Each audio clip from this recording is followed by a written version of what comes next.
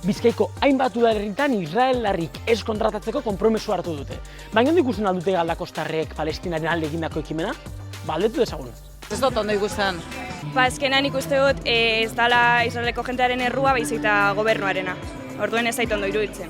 Oso erabaki zaila, ez? Emozio eta sentimendu ugari daude horren inguruan. Palestinek jasotzen ari diren zarrakia, inkreiblea da. Ez dut ondo ikusten, ze agintarien erabakiak ez dire guztien eritziaren adostasunaren barne edo, ez da?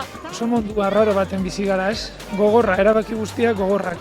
Eta egia da, rebindikatzeko, Palestinen eskubideak ere rebindikatzeko modua ere bai, horren bila ibiliko da la jentea, ez? Horregaitik horrelako etorkinak eta ez dakit, niri deskolokatzen da guzti honek.